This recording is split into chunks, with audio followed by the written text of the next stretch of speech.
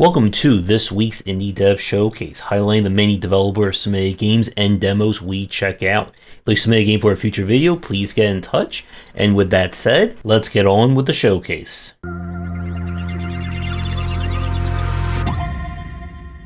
And we're starting things off with the game Jars. This is a kind of like tower defense meets, I guess, Tim Burton style of game. Your mission is to keep your various treasures and boxes safe from a myriad of bugs and weird stuff trying to get them. The story is after our father was bitten by a vampire bat and went a little kooky, he left all manner of weird things in our basement, and we are going to have to stop them from maybe taking over the world or some other strange fate. Each level has you, opening up jars. The actual stuff that's in the jars is randomly kind of swapped or shuffled around each time you play. But you'll get kind of like the same divide or mix of good stuff, bad stuff, and items. As you unlock new bugs to help you, you'll also be able to get these kinds of perks you can attach to them. Your mission again is you must clear out every jar in the level, but you also need to make sure that you're getting all the items that you need before you unleash all the bad guys to attack you. Bugs will have different properties in terms of where they'll go, who they'll attack, etc, etc. All in all, this is one of those games where it's an interesting concept, and there are a ton of levels to play in it, but it started to get repetitive for me. I think it was like 20 to 25 levels per chapter. And once you've done one level, you've kind of have done them all. The game will introduce new bugs and new modifiers, but they come very slowly. There are additional modes to play in this one as well if you do get that far. All in all, this is one of those games where if after a few levels it's just not hooking you, then this game is just not going to work.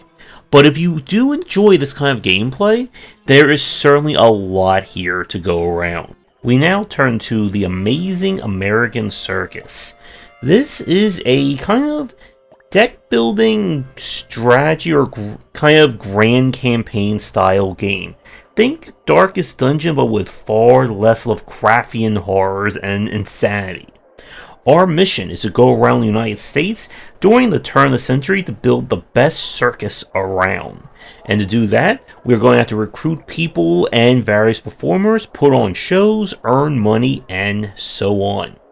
The structure of this game is that each kind of territory or state that you'll visit will have different characters you can recruit, different things you can buy, that kind of thing.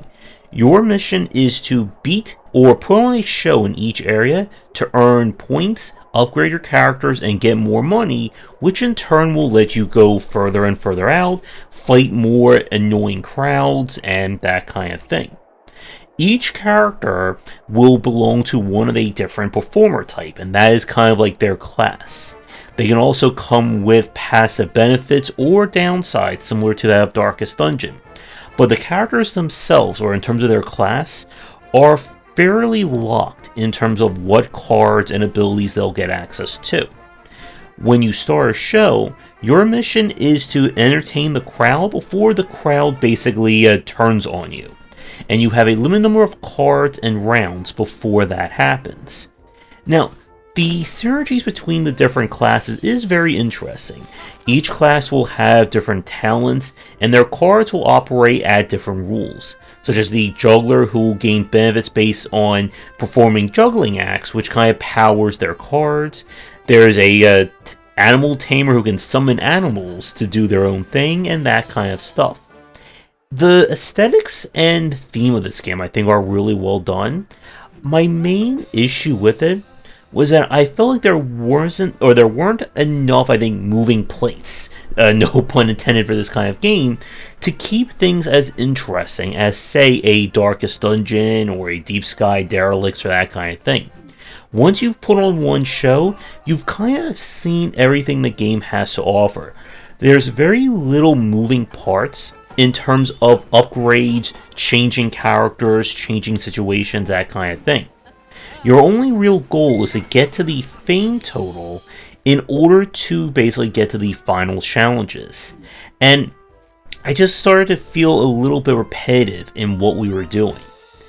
If you've played a lot of deck building style games and you're looking for one that's going to push the envelope, I don't think The Amazing American Circus is going to work for you. But if you're looking for a game that is very much on the charming side, it's not going to be super difficult or super complicated to play, I would at least give this one a check and see what you make of it. And now we go to a game that is definitely not on the easier side to learn, and that is Keylocker. This is a demo that we played. This is a cyberpunk meets rhythm-based JRPG, and that is certainly a mouthful right there. It is a dystopian future where music has been outlawed, and in order to save the future from evil corporations, we will, as they said in Revolution X, use music as the weapon in order to hack and fight our way through. So the game itself is based heavily on rhythm timing and proper matching of button pressing and so on. As a quick point, if you're not good at that kind of stuff, do not play this game on the horror punk difficulty like I did, as it gets very painful.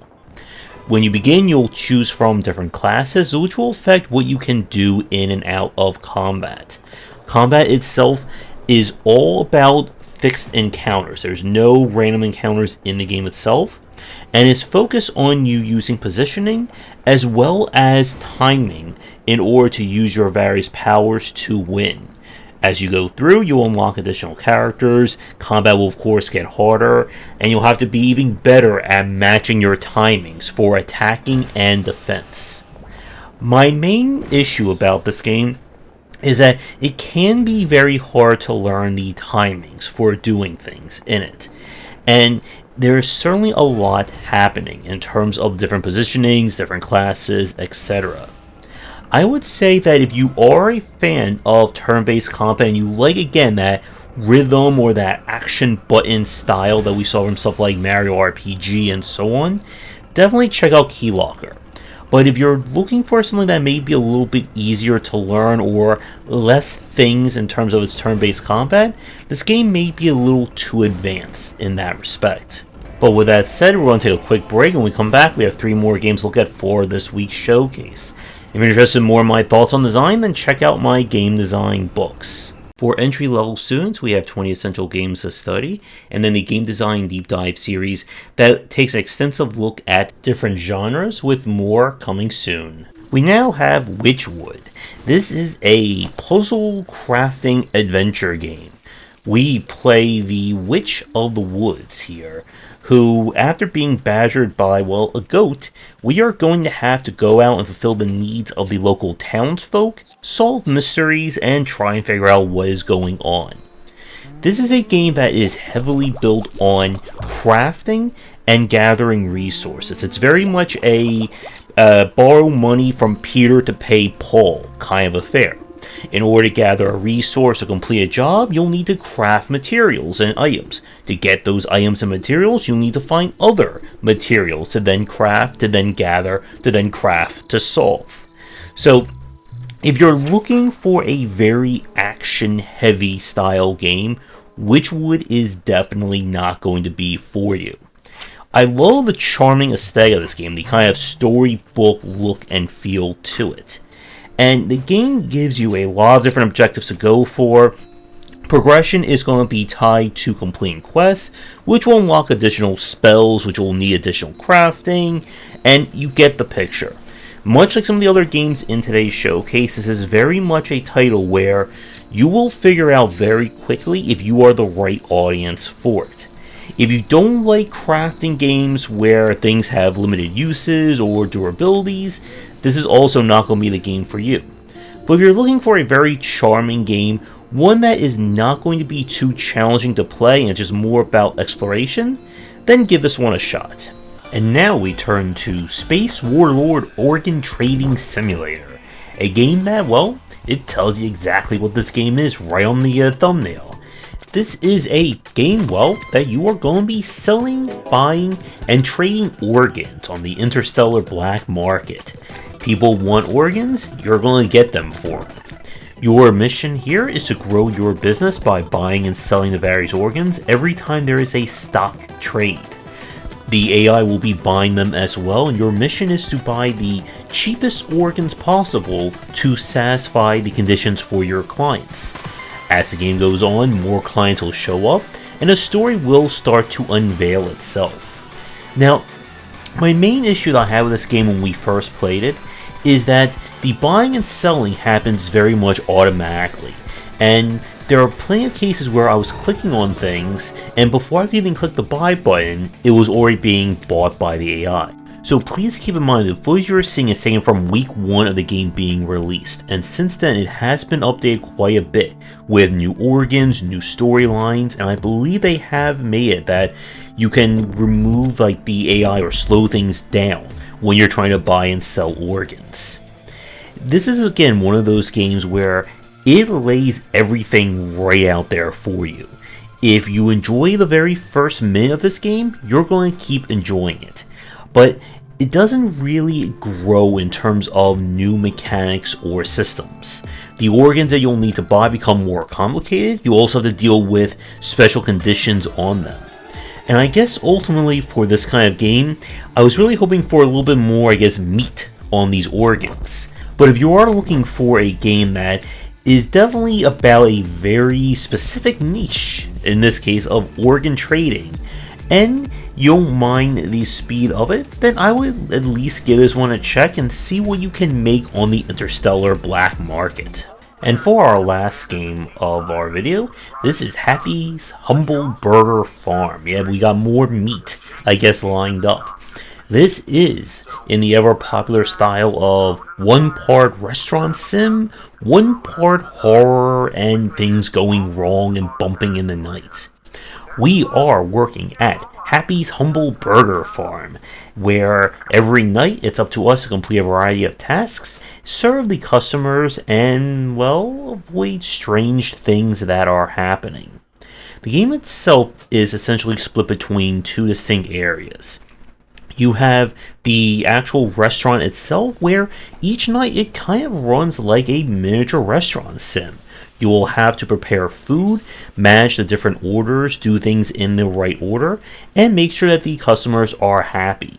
When you mess up, well, Happy may get a little annoyed with you.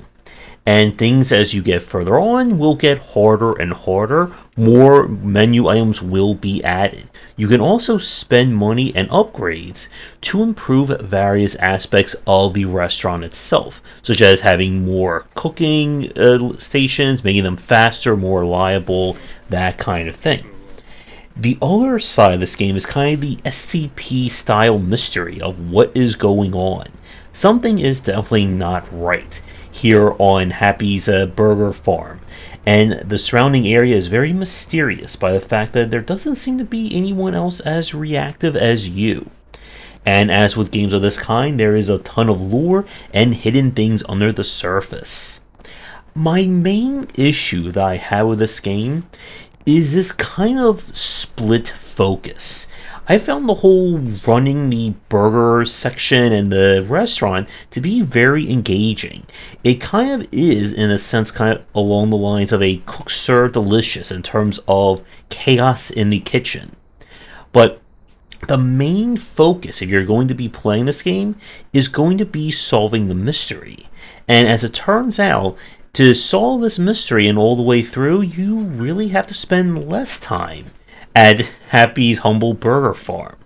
And it just feels kind of like a split focus. I do think of kind of the horror games that we've played, or these kinds of style. Happy's Humble Burger Farm is one of the better takes on it, thanks to, well, somewhat pun intended, the meatiness of the gameplay alongside the horror. There are boss fights in this game that you will have to go through that will involve you, well, cooking for your very lives. So if you're not tired of this kind of weird indie horror games that we've seen where, it's something is doing like mundane and normal task until it goes off the rails, I would definitely give this one a check. It is on the spookier side. There are going to be jump scares, of course, so if you aren't a fan of those, then this game is probably not going to work for you. But I think this is a very solid take on the weirdness that we can see from, well, running a restaurant. So, with that said, we're going to wrap up this week's showcase. You'll find links to all the games down below. Do the liking, subscribing, and commenting. Be sure to check out our Discord and Patreon. And once again, if you'd like to submit a game for a future piece, please get in touch. Come back for daily discussions on game design here and on game wisdom, where I examine the art and science of games.